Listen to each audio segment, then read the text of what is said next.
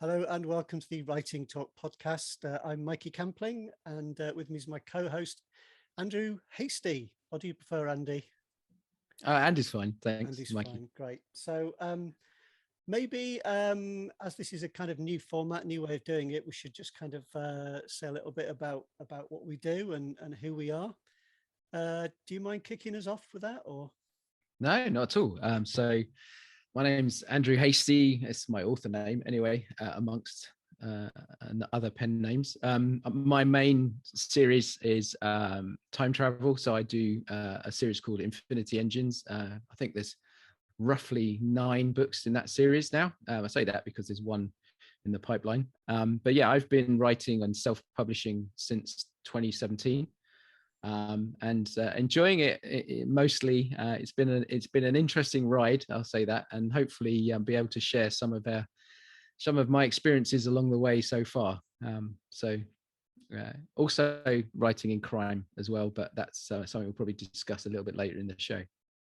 Yeah, thanks very much. Yeah, so and I've been writing probably about a similar length of time. And we first kind of got talking because my first series was sort of time travel, sort of difficult to define, difficult to classify stuff. But then I've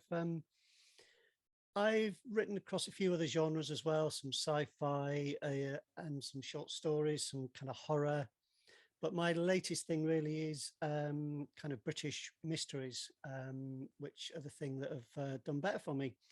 And so that's what I'm concentrating on at the moment, my Devonshire Mysteries series. And yeah, I write under my full name, Michael Campling, but, known to friends as Mikey. So yeah, that's what people and readers and so on generally call me and where I'm often to be found online. Yeah, so Very good.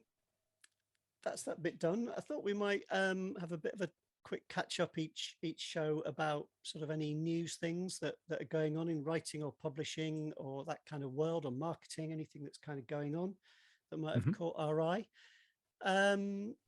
So if I kick off that, I've been having a go at TikTok because I know it's been around for a long time, and in fact when it started, I claimed some of my names, and now I can't I can't even log back into them. So there is a Mikey Campling on there, which I'm sure I made, but I can't get into it. But No. Mark Dawson and James Blatch in the SPF group, they've started doing an event which starts in January, encouraging people to sign up and have a go. You can find that on Facebook if you have a look for it. Have a Yeah, it's look for it. interesting. No, Yeah. I TikTok is something both of my daughters are big fans of. And I should have mentioned in my bio, but part of my day job is working social media, especially in ads.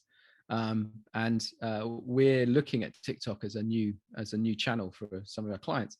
And I think one of the key things that we're seeing at the moment is organic TikTok is definitely working very well for some authors. I mean, I know Mark has got a couple lined up for some webinars.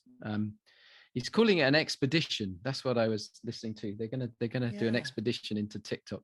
But yeah, sure so yeah. I go with it.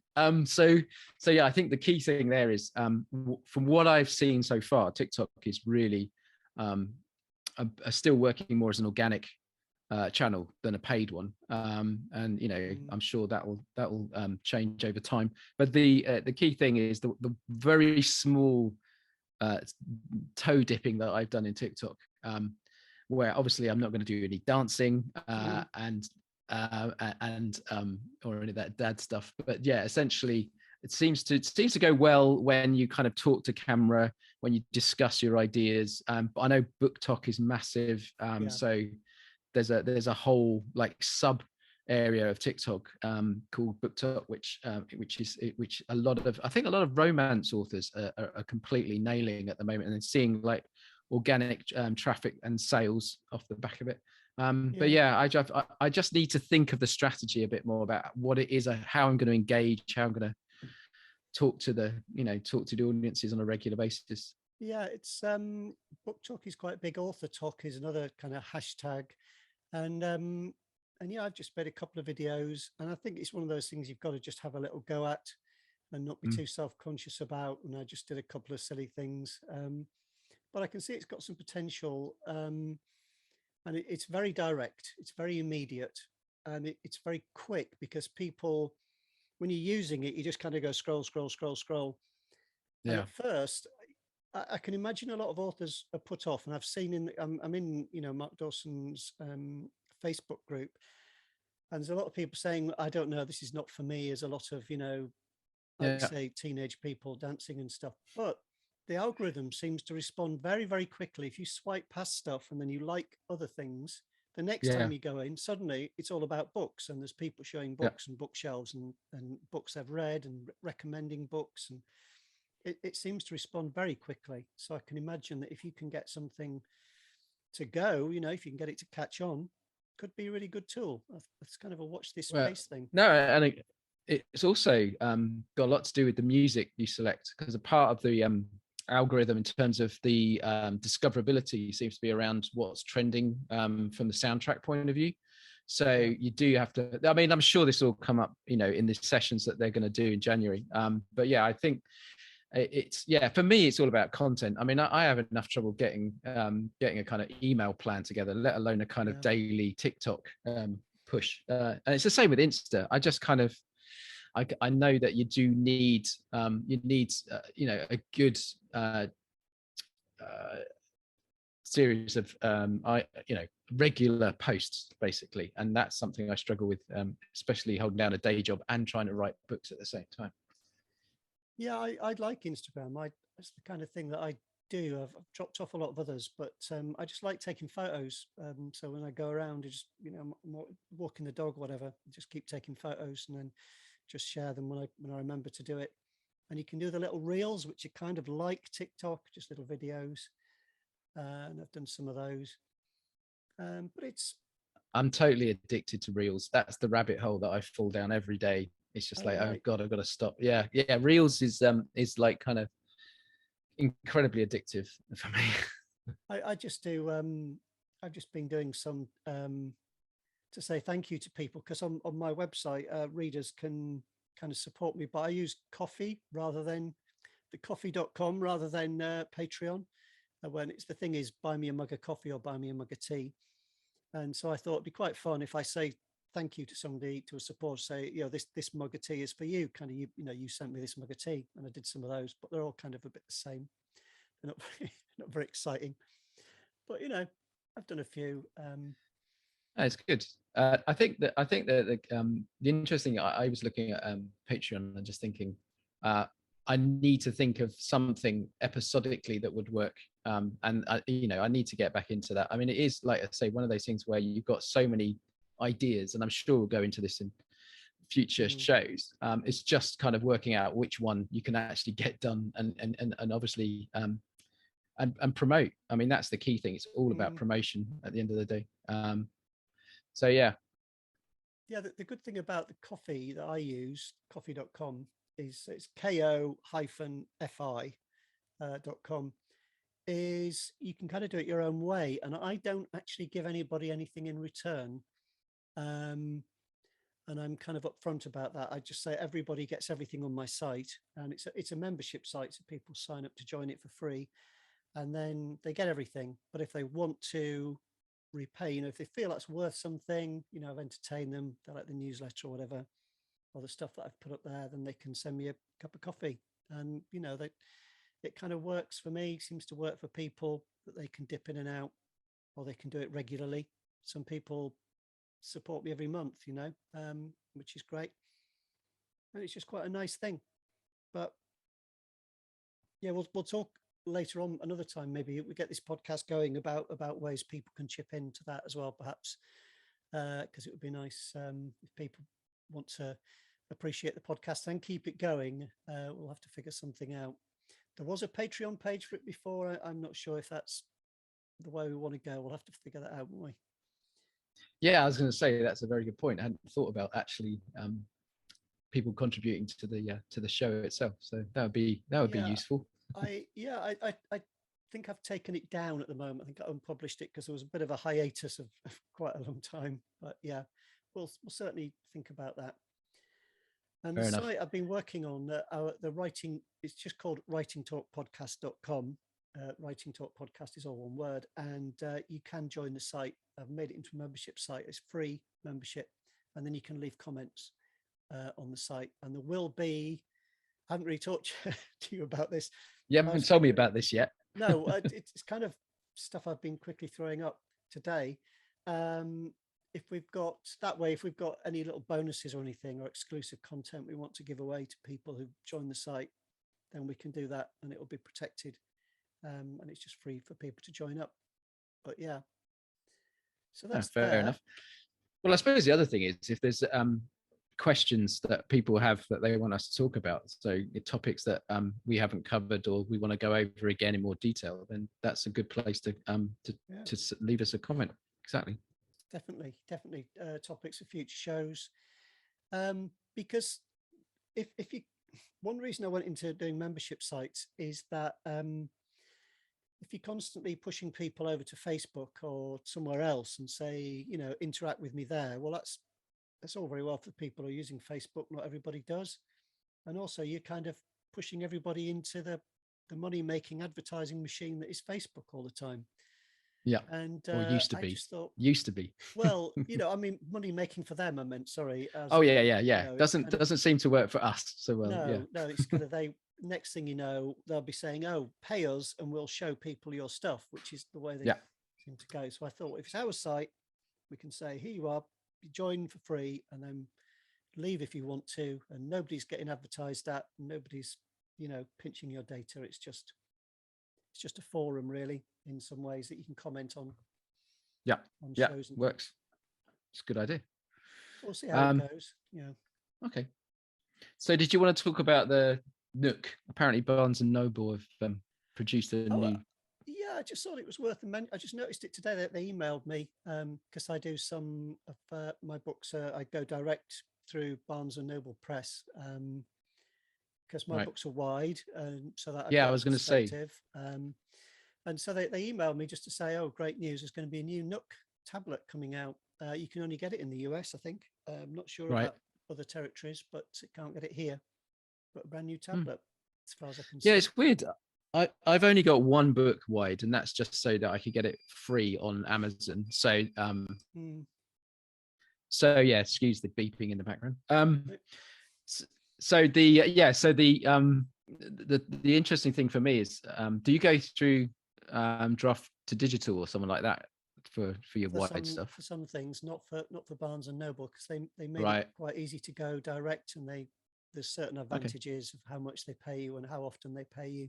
I don't sell many on there, but there are some. No, fair enough. I think there's a whole nother show about wide versus exclusive. Definitely something to be discussed, and and I've heard both sides of the argument on that one, but haven't tried it myself yet, so we'll have to come back to that another time. I kind of thought it was interesting because at one time people were saying, oh, Barnes and Noble are finished, Nook's finished, they're winding it up, and then it just seems to still be going strong. No, and that's what I was thinking, is anyone going up against Kindle. I mean, I know Kobo is really strong in Canada, and some other European places, can't remember off the top of my head, but it was Canada that I heard it most. But so it's like you can see Kobo's managed to carve out a niche. Obviously Kindle is massive, and then poor old Nook is sitting there as kind of potentially just surviving. But if they've invested in a new one, then obviously they don't think it's a complete dead area. But I think ebooks in general, since lockdown started, ebooks have gone through the roof. I met a guy just about walking the dog the other day, and I mentioned that I write and self-publish on Amazon, and he said, oh, I do you ever do the Kindle daily deal stuff? And I said, I did it a while back. On book 2, strangely enough, I don't know what Amazon was thinking, but they only offered me a daily deal on the second book in the series.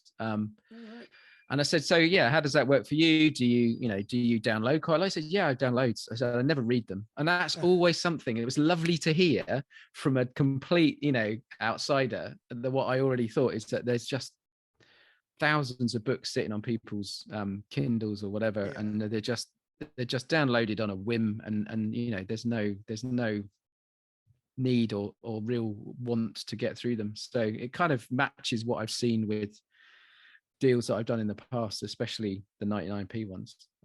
But yeah, so another discussion for I was another going to day. We say have to start yeah. pin that one to the board. There's the whole pricing promotion thing. It's Yeah. There's a lot of stuff that you can delve into in this business. That's for sure.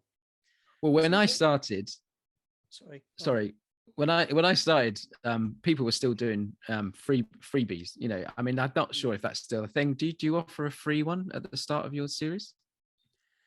I do have sort of lead magnet type ones. Yeah, that you get when you sign up. It's a little bit of a complicated situation because I've switched genres a couple of times, but I have quite a lot of things that I just give away to people. Yeah.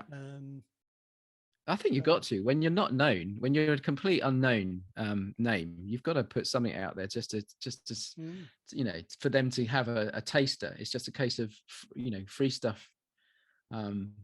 Sometimes it takes a little while to get read, if at all. But that does lead us nicely into the main topic, doesn't it? Or do you want what I was going to say? Yeah. As if by magic. By magic, yeah.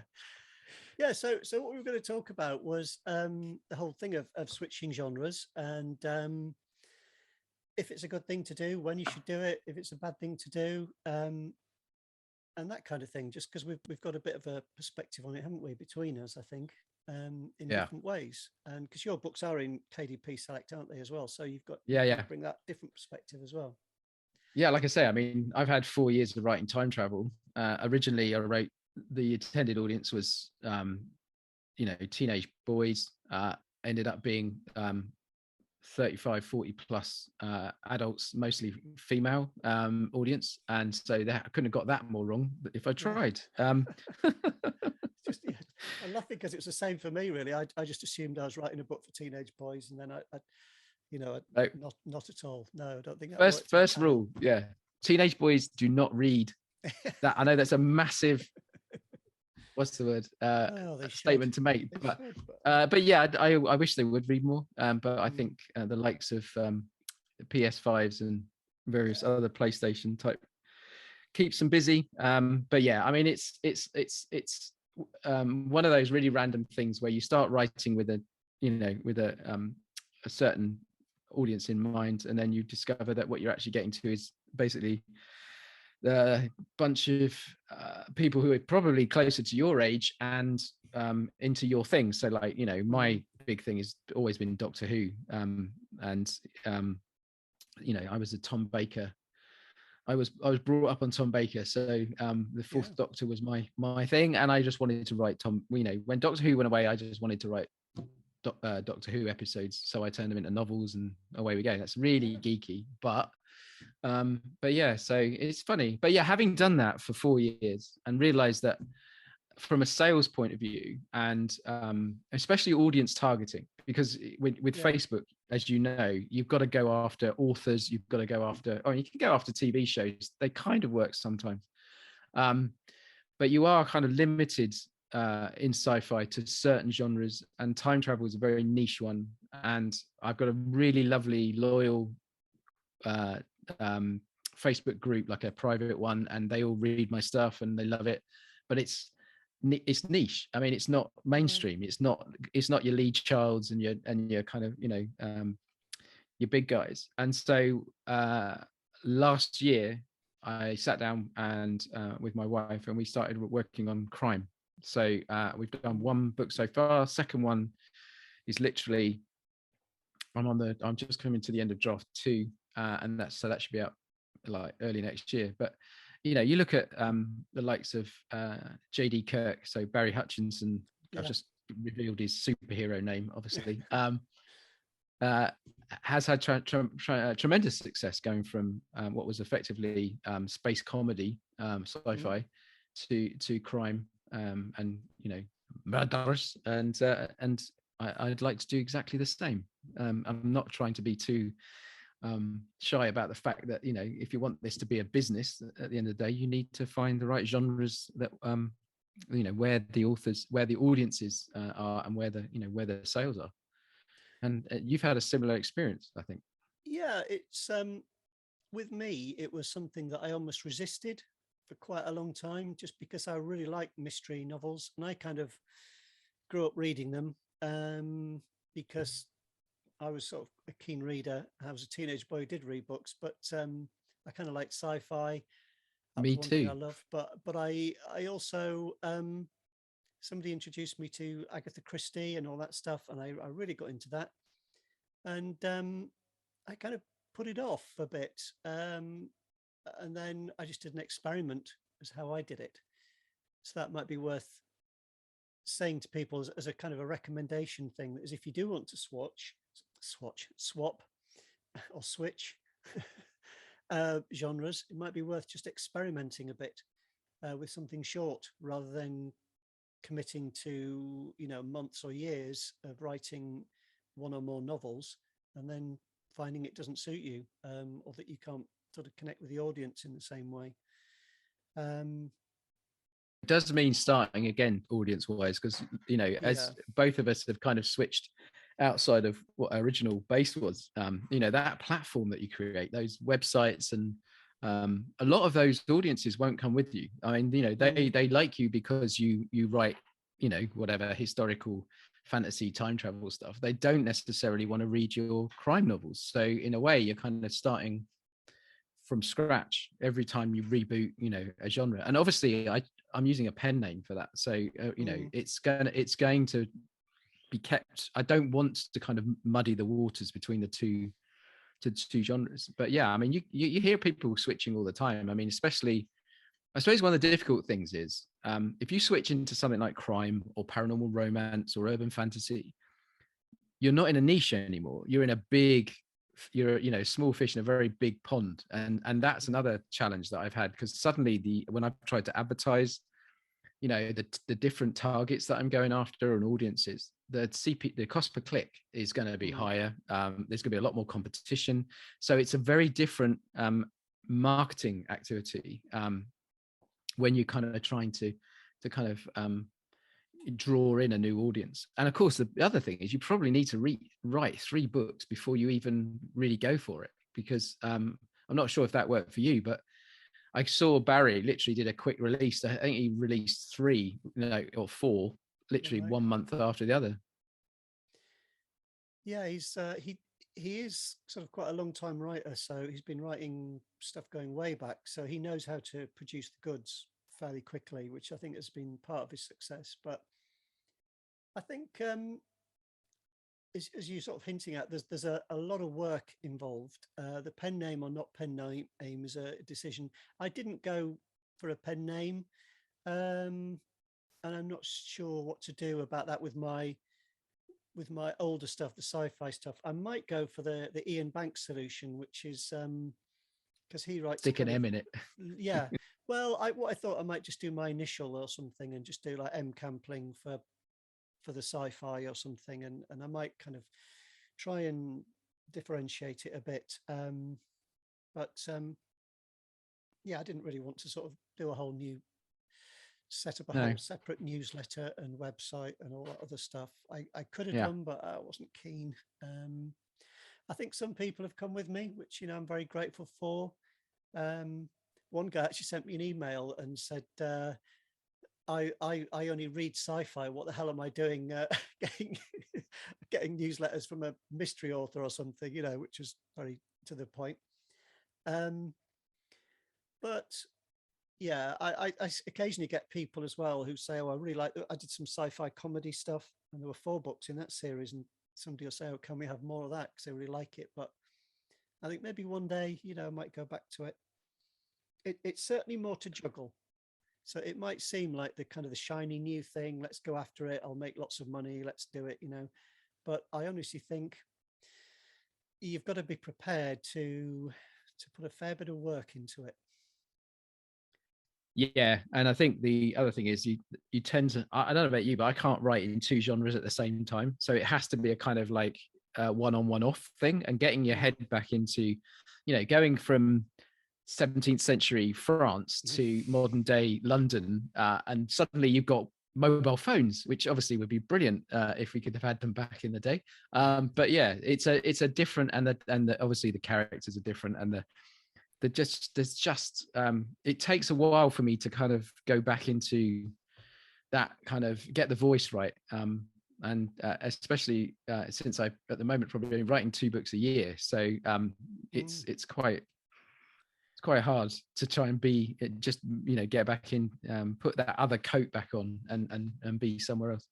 But yeah, I think it's a great idea. I think everybody should try it at least once, because the worst thing you can do is well, that's not true. Depends if it's your objective. If it's all you want to do is write your stories, then go for it. If you actually want to make a living out of it, then you have to be a little bit more retrospective in terms of, okay, I'm not making enough money out of that series. I need to find, I need to either keep chucking money at it and writing more books. And sometimes that works. I know someone that, didn't find success until book 7. And you just think that takes a lot of commitment and a lot of faith to get there. And there is that thing with readers where they won't even consider taking on a new author until they can see there's a back catalogue that's worth getting into. I mean, you can't really do much about that. And apparently the magic number is around 7.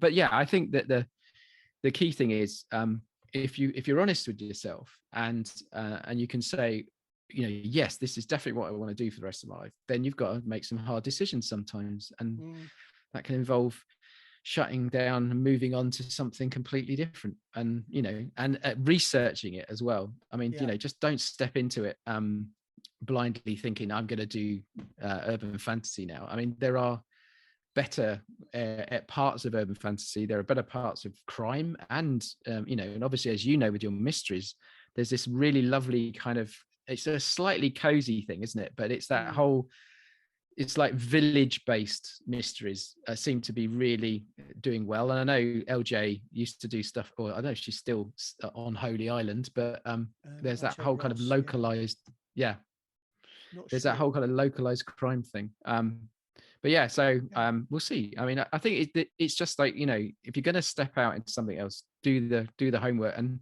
things like who's that analytics guy? Alex Newton does a really good. I was going to mention K-lytics. Yeah.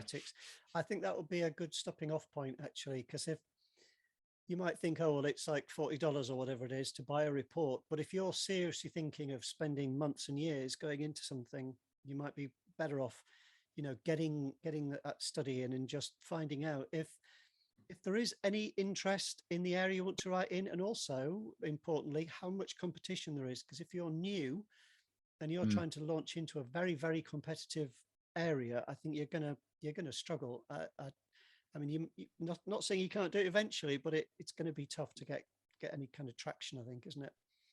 Agreed. Yeah, and you'll spend a lot of money getting there as well, because you're going to effectively have to, as they say, it's a pay to play game now. So you're going to be looking at lead generation stuff. You'll be doing freebies to try and get your mailing lists up and running. You'll be doing newsletter swaps. You'll be doing everything to just, I mean, the days of writing the unicorn book that just takes off straight away, especially in our world, let alone in the traditional world, are very few and far between. So I think research is definitely good. I mean, I kind of went for a kind of London-based serial killer, which everyone who's read book 1 says, actually spot on. And but then again, it's not massively read, but it seems to have rung a few bells. And there's that classic thing is, what's your categories? So when you're in Amazon and you're trying to get yourself, that little orange ribbon, that little orange tag, sometimes you have to dig a little deeper in the categories than just crime or serial killer. It's got to be slightly more niche, slightly more kind of defined as a activity. But it's early days. I'm not advertising the book at the moment, because I say I want 3 in the bag before we start marketing it. And then, just because I get dragged into other things, I'm also thinking about doing something in kind of magical fantasy, so a kind of more I was watching this new series on Netflix called Arcane, which is very close to what I was trying to do. It's a very beautifully animated piece, if you get a chance to see it. But yeah, it's that kind of slightly steampunky magic, a little bit of more adult approach. So yeah, that's another thing I've not really. Yeah, I'm not really. I mean, literally, I've just opened up a new Google Doc for a story Bible. So I'm going to start. Actually, that's another tool that we need to put on the list of things to discuss is how people do world building and story Bibles, because I've had a dig around, and I know we're going to talk about some tools in a bit, but yeah, I think there's definitely, and I know that SPF had, it's not SPF, I mustn't call it that. Self-publishing show had a world builder on their podcast a couple of weeks ago, and she does this really lovely book where every day it's kind of asks you something about the world you're trying to create. So you know, obviously one of the days is like draw a map, but another day be like, you know, what religions exist in this world, or you know, where do they get their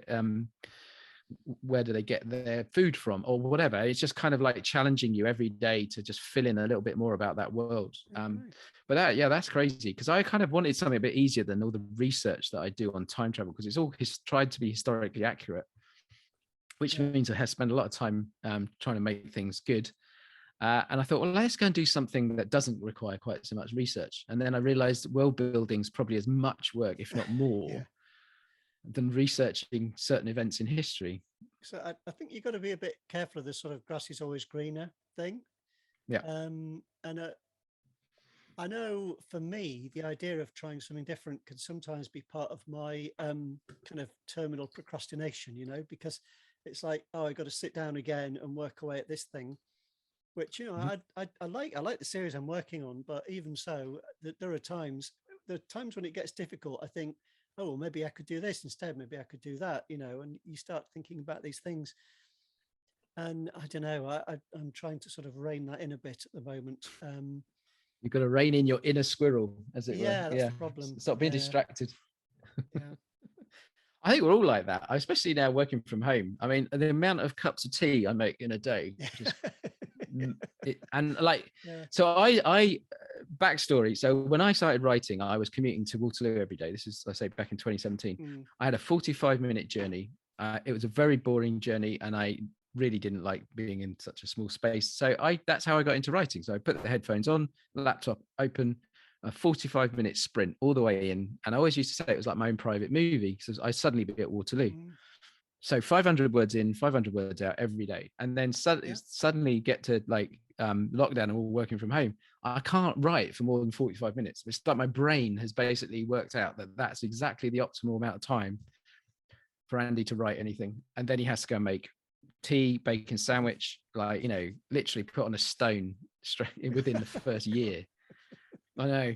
And you just think, oh, okay, so yeah, I'm sure everybody's the same. The idea that I could write 5,000, I mean, these guys who write 5,000 words in a day, I mean, it's hard going.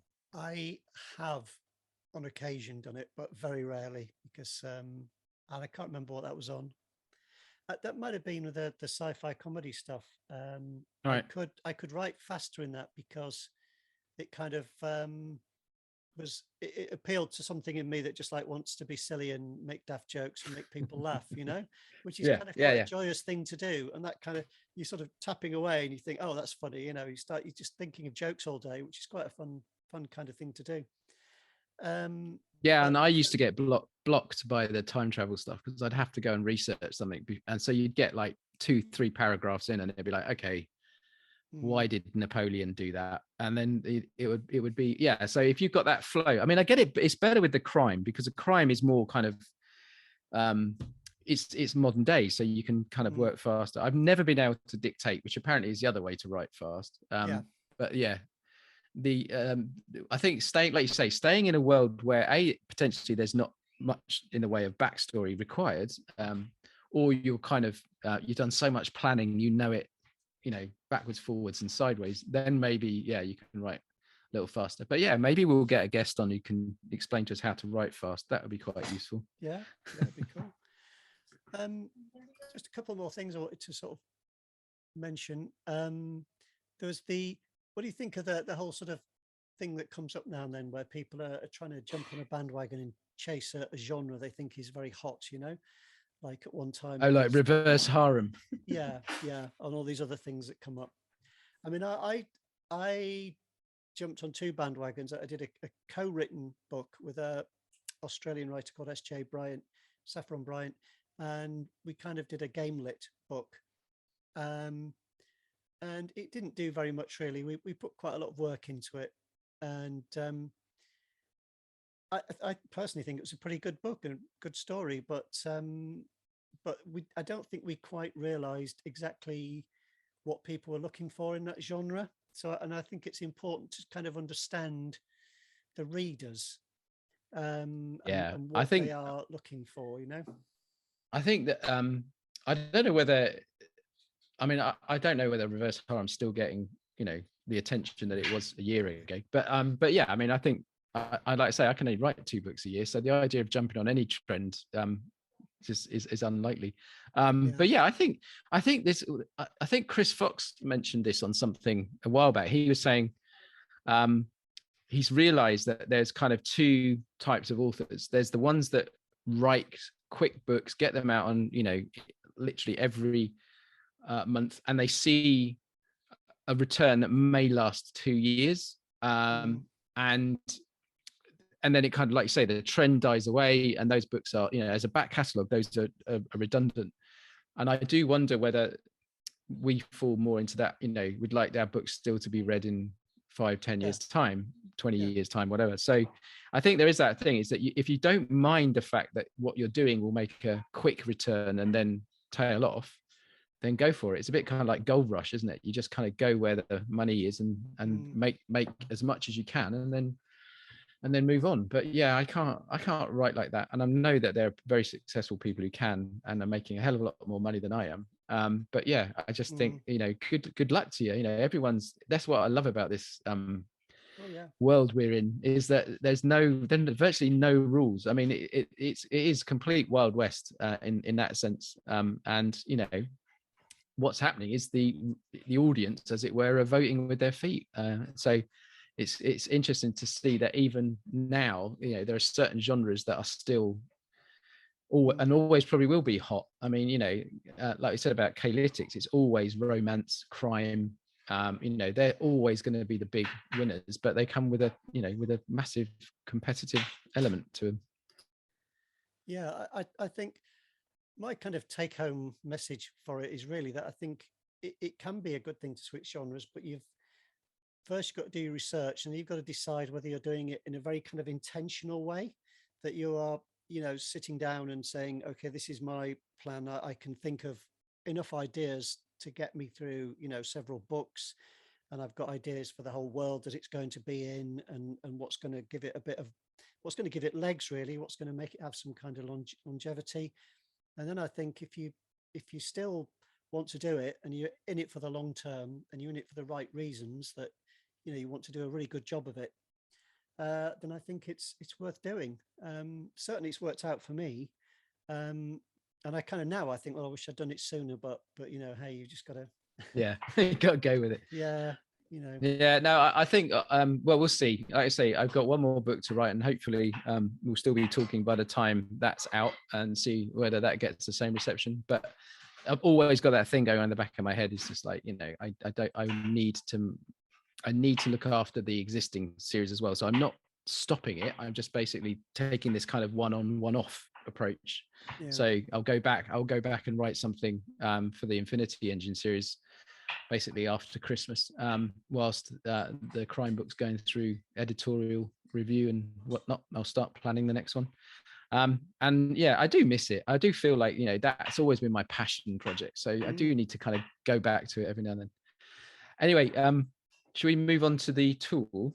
Yeah, I was going to say, we're sort of doing quite a bit of time, aren't we? So yeah, so for the Writer's Toolbox, which is a little thing we're going to try and do each week, can be a resource or a bit of software or something like that. I was going to mention Notion, which is free, and you can do it within a browser, or you can download the app onto, I think, pretty much every platform.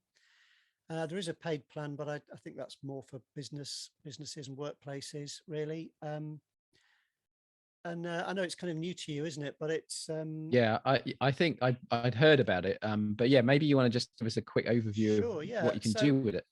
it's very, it might seem a bit overwhelming at first because it's very flexible. You can kind of do whatever you want. There are a lot of templates that other people have made or that the company have made, and you can if you find a template you like that does what you want. So let's say it's a to-do list or a production schedule, you could use it for planning your releases or your launches or anything like that. You could use it for outlining, you could use it for notes.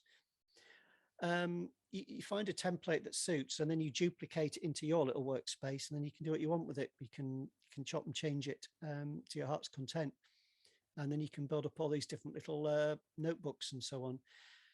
What I Do you think do, you could use it oh for sorry, world build? Oh, so sorry. Do you think you could use yes, it for yes, you world could, building? and I think you'll find a template in there for like a wiki style thing.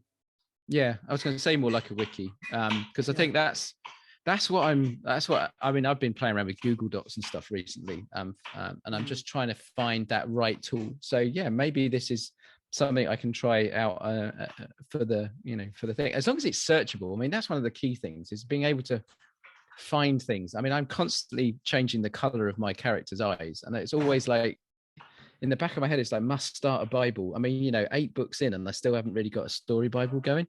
So you end up going back through the old books, like searching through vellum or whatever, trying to find out what color eyes the main character had. Three, yeah, and spelling. Sometimes the characters end up with slightly more letters in their name than they had before, which is oh dear, that's what happens when you don't write for a year. You kind of need to go back and reread everything again. But yeah, I love the idea of a kind of, especially can you collaborate? So there's like a team version, I guess. yes, yeah. You can share pages with people, and what I do is I use a little browser add-on which is the Notion web clipper, and then so when I'm researching for a book, I just click on this little sort of icon in the top of my browser.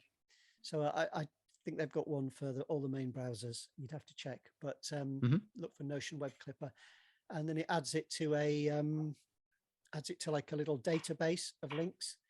And so at the end of it, I actually tidy it up a bit, put them in order, and I actually share it with my readers and say, if you want to see all my sources of information, you can go here, and you can create a URL, and you can say to people, here's all my sources.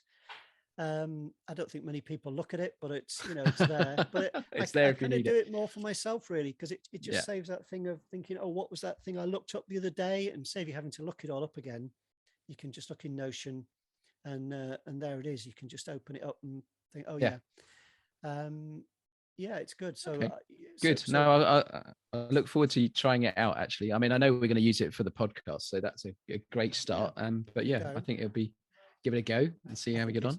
I think it's getting quite popular, and I think there is actually a writer's kind of to-do type list, something like the writer's Kanban or something like that, as a template in there. So it's worth having a muck around with. It's free anyway. So what's not to like? Yeah. Okay. So I think that wraps it up. Do you think for today? Yeah, I think we've talked loads, haven't we? And we had to have a bit of a talk before while we got all our technical difficulties. You'd never know. It was all slick and seamless. So thank you very much for listening or watching. It's great to have you. Great to have you with us, and we're hoping to produce lots more of these. And if you've got questions or comments, it would be great to hear from you. Always good to have ideas that people want us to talk about, isn't it? So yeah, definitely. Don't listen to us witter on all day. Yeah. Yeah, I think that was good. Yeah, it was good. Yeah. Thanks, Mikey. Okay, well, thank you very much. So we'll say goodbye and thank you very much. Bye. Bye.